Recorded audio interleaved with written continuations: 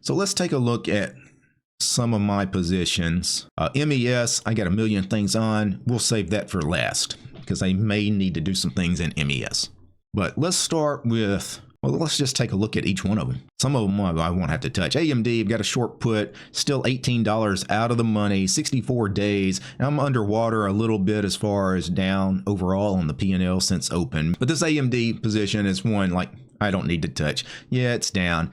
Nothing to worry about. Now, like something like this, I'm still way out of the money, still got plenty of time on. I'm really not worried about this unrealized loss.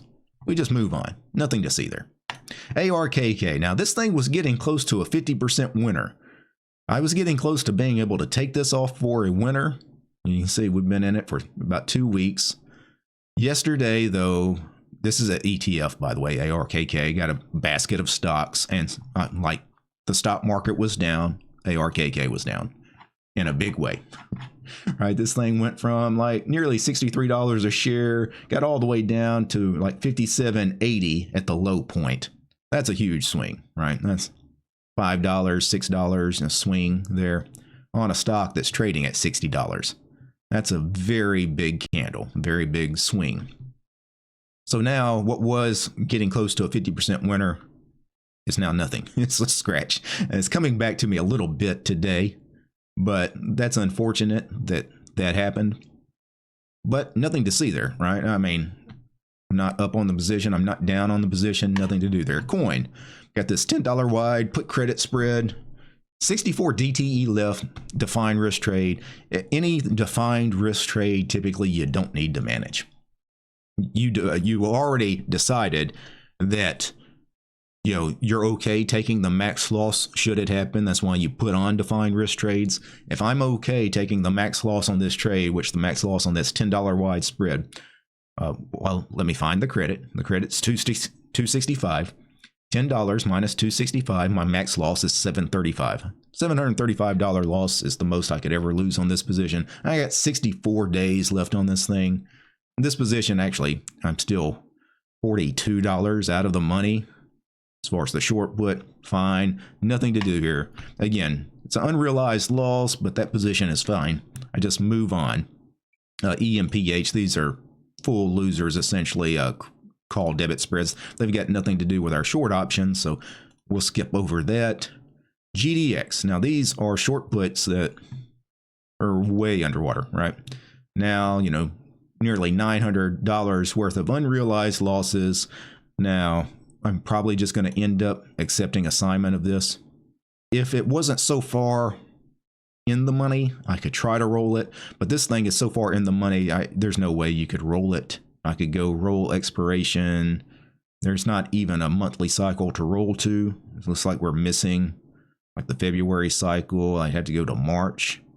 I wouldn't want to roll that far out in time, but if I did, I couldn't do it. I could roll to March for a credit, a very small credit, and keep the same strike, but I couldn't actually adjust the strikes. I'd have to start paying money, and I'd pay so much money, just be locking in a loss on the trade. There's nothing for me to do here. My options are I either close this thing for this $900 loss, or I sit on it till expiration, see what happens. And if I take assignment, I take assignment. If it comes back to me and it's a winner, then it's a winner. But I've already decided in my mind, I'll just take 200 shares of GDX. Now, if you're in a situation where you don't want the shares or you can't take the shares, then you have to do something. If you were in this situation like I am, where you're this far underwater, you're this far in the money and rolling out, you can't do it for a credit, you kind of have to start thinking about taking a loss. Or you can start thinking about taking a partial loss. Maybe you would be okay taking assignment of 100 shares, but you can't do 200 shares. Well, close half the position. Take a $400 loss on one of the puts and then just keep the other one. See what happens with the other one. There's nothing wrong. If you want to start taking some things off as losses, if that helps, as far as putting your mind at ease on some things, if you think you got too much risk on, there's nothing wrong with taking a loss if you think it's the right thing to do, or taking a partial loss. If it's a big position, take half of it off. For me, I'm good with that position. This one here, GM, Right now, underwater about $100 on these two puts. We're really close to getting at the money. I'm only $2 out of the money on this. Now this one is interesting, even though not a very big loss. This would be one where if I wanted, or if I was in a situation, I'm not, but if I was in a situation where I wanted to start taking some risk off or freeing up buying power, because buying power has probably gone up on a lot of things. If I closed this full position, let's just see.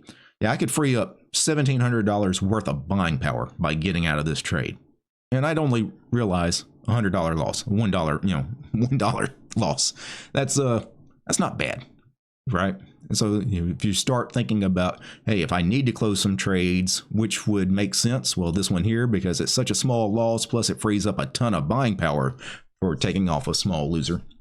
So that's kind of how I think about some of these things. Now, in this case, I don't necessarily have to take the loss, but because that buying power is kind of high, what I might do is roll out to the February cycle, because I've got 29 DTE on this.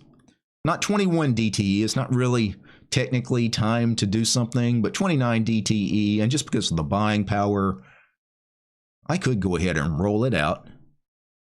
Going to give me a big credit, an extra $149 worth of credit. I'm going to spend all of that to roll down to the 45 strike. Now I'd pay a $12 debit.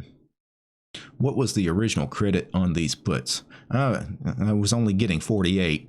Yeah, I hate to spend that much. That makes it a very small trade. This might be one, you know what? Just so you guys can see this in action, I'm just going to take a $100 loss like it's nothing. I'm just going to go ahead and close that position. That frees up $1,700 worth of buying power. Gets my buying power back under 50% because I was creeping above 50%. But it just takes some risk off. So I could have stayed in the position, but again, it was such a small loss, taking up a ton of buying power. If I could have rolled it and rolled it for either right at break even or a little bit of a credit, I would have. The only way I could have rolled it for a credit was to keep the same strike, and I wanted to be able to roll out and roll down. But it only had $5 wide strikes in that next monthly option, so I chose, to get out of the position altogether. Again, a $100 loss is nothing when you're talking about, most of us saw thousands of dollars worth of unrealized losses yesterday. Never be scared to take a loss, especially a small loss. That small loss didn't matter. It's the small losses that you stick with too long that become bigger losses. Because I've got some other things on that have some risk, right? Because I had this AMD position that, is fine right now, but I may end up needing to take shares of AMD at some point, or possibly shares of ARKK, depending on how this thing works out in the next, few days. By the way, this is 29 DTE. If I really wanted to, I could roll this thing out. It's a fine position right now, so I don't necessarily have to, but if this was a problem, I could go ahead and roll out to February, maybe even adjust the strikes, but this is a okay position.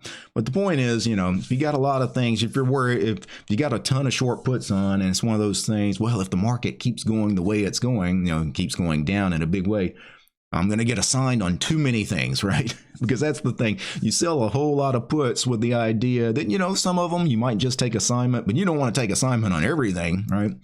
Then start picking and choosing your battles. I just put on this strangle 2 days ago. So this is one I know takes a little bit of buying power, but I got a really nice premium for it. And I just put on the trade, so I'm not going to do anything, but this is the kind of trade too. Another great way to think about things if you want to start closing some of your trades. The trades you just put on are probably the trades that really haven't done much either way. You're not up money, you're not down money in a big way. Those are the ones to start closing first, right? So I can free up a lot of buying power by getting out of this trade. I'm not going to, though. Jets. So the airlines ETF actually up big today. That 50-cent move in a $25 stock. That's a good up day, of course. Yesterday was a terrible day as far as the airlines. Right? Really big candle with a pretty big wick as far as on the upside and on the downside. But this position's fine. Up $70 today, but still overall down on the position because, it was a problem. How much buying power is this thing taking? Probably not much. Small stock. $1,200. I got 3 puts. So it's actually only like $400 per. Nothing really to do here. If I wanted to roll it, could I roll it? No, there's no February monthly cycle. I'd have to go all the way out to March, and I don't want to do that. The weekly cycle probably doesn't have good liquidity. Yeah, 13 wide bid-ask spread. That's not great. But I could go out to 43 days. I could actually pay a $5 debit, which is not much to pay, right? The weekly cycle, yeah, it's not great liquidity on that 2.5 wide strike or this 50-cent wide strike here. They must have just added some of these because there's like 0 open interest. But on like the 24 strike, there's plenty of open interest. I could actually roll this. So take it from 29 DTE to 43 DTE. I normally wouldn't do a weekly cycle because of the liquidity, but it's interesting. I could roll out 2 more weeks in time, roll 50 cents down in price, and do so and pay $1. Let's see if that's actually real. I could do that. I don't mind doing that. And I'm going to have to give up more than $1. I'm willing to give up at least $5 though. $3. I paid $3 to roll out 2 more weeks in time and 50 cents down in price. And I was okay with the previous position, but now that position, that's fine, right? Nothing wrong with that position now. NVIDIA. So this is interesting, this put spread that I've been in for 28 days. I've been in this thing for 4 weeks. When I sold this thing, I probably went out to the 30 to 35 delta short put. And you can see NVIDIA in the last 4 weeks has not really cooperated. We've had, generally, it has tended to go down. So that's interesting that NVIDIA has been so strong for almost 2 straight years. But, in the last couple of weeks, it's really taking what I would say is its first kind of breather that I can remember, where it just doesn't seem like it's making new highs. But this is a defined risk trade, a $5 wide put credit spread, small trade. What is my max loss on this? Well, take my credit on the trade. What is the trade price? $140. So I received a $140 credit, $5 minus $140. Max loss on that trade is $360. That's the most I could ever lose on this trade because it's a defined risk trade. I put it on with the assumption that if I took the max loss, I'm comfortable with that. So nothing to do there. If I wanted to defend it, could I roll this spread out in time? Let's see. Is there a February cycle? There is. There is no price associated with it. So I'm assuming that means I could roll out in time for essentially no money. Yeah. So this doesn't really make me pay a debit. And I don't receive a credit. I could essentially roll it for free from 29 days out to 64 days. But what do I get? Well, I get more time to be right on this. Is that something that makes sense to do? Well, it kind of does, actually. I don't mind doing that if they'll let me. Let's see. Will they pay me a $2 credit to do that? Probably not. How about a $1 credit? Maybe, maybe not. Just going to leave that working. But yeah, in this case, rolling further out in time just to give that spread more time to be right makes sense. Again, we're at 29 days. A lot of times you'd wait till 21 days, but I've been in this trade for 4 weeks, so I've had plenty of time to let this thing work. It hasn't worked. Just going to go ahead and roll out to the next month. Give myself more time to be right on that.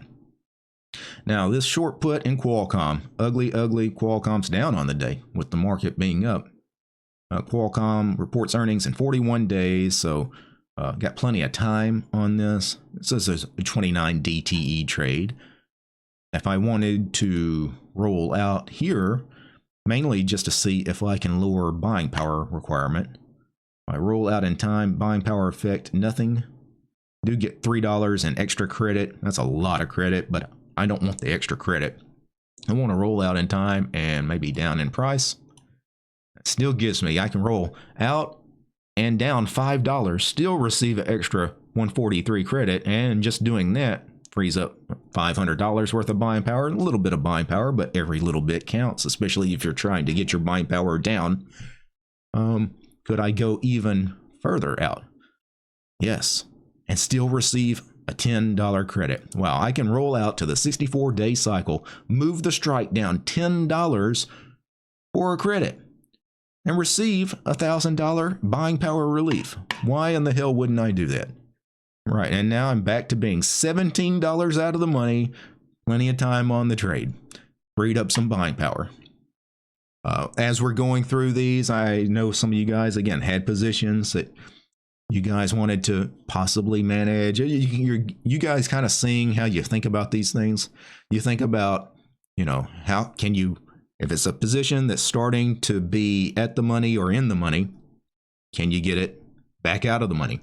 If it's a position that doesn't have as much time on it, can you put more time on it? And of course, can you adjust the time and the deltas, but also receive a credit? You know, and also, can you do all of that and make an adjustment, and just that adjustment drastically reduce buying power effect on the trade? Like, you kind of got to think about all those things. Because I just saved, I probably, in just the few things I've done here, you know, I've probably saved $2-3 grand worth of buying power on very minor adjustments. Most of it just putting things out a little further in time, going out another month. UAL had a bad day yesterday, right? But it came right back. This is crazy. This stock actually is back to where it opened yesterday. That is unbelievable. So it's almost like yesterday didn't happen. I'm still down on the position overall because I was down on it anyway. This stock has overall tended to go down since I put on that strangle. So it was pushing on this put a little bit too much. I've adjusted the strangle a couple of times. If I wanted to adjust it even more, if I needed to for some reason, it's 29 DTE. I'm going to wait till 21 DTE, but if I wanted to, if I needed to for some reason, I could go ahead and make that roll now out to February. I could roll, keep the same strikes, receive an additional $321 credit. But again, typically I wouldn't do this and try to keep all of that credit. I would use some of that to make myself safer. So maybe go out $5 more on the call, go out $5 more on the put, still receive an extra $1.27. Since the put side is the problem on this strangle, maybe go out $10 on the put side. Now I could do that, still receive 53 cents credit. So max profit on the trade becomes $252, where it was about $2 before. Buying power effect has no effect on the buying power. So it doesn't free up any buying power, but it doesn't make me add any buying power to it. So, you know, this is something I could do if I needed to. And it's certainly something I could do right now, or I could just wait till next Friday. If I wanted to do this early, there's nothing wrong with it. I'll go ahead and put it in. That way I've got less to do next week. The next week, obviously, Christmas week. We got Christmas Eve on Tuesday, Christmas Day, Wednesday. We're not going to be here Tuesday and Wednesday next week. The market's only open half a day on Tuesday. It's going to be real light volume, no point in even trying to trade. Wednesday, the markets are closed for the full day. We will be here Thursday and Friday, but, you know, we may not do much. So, yeah, any advice on these positions? I don't mind taking XLE and XLU at all. So if you're taking the shares, I'm assuming, yeah. I don't think I can roll out and down for a profit. Can only roll out for possibly a profit, but not sure if it's worth it since I don't mind taking the shares. I suppose XHB is the only one I need to worry about. Let me take a look at your positions. You've got the 110, 130, and XHB. That's $5 in the money. Yeah, it's going to be a tough one to roll. You got 64 days left on the trade. So here's what you could do. The delta on that 130 call is going to be really low. It's going to be single digits. Matter of fact, I'll do this with you.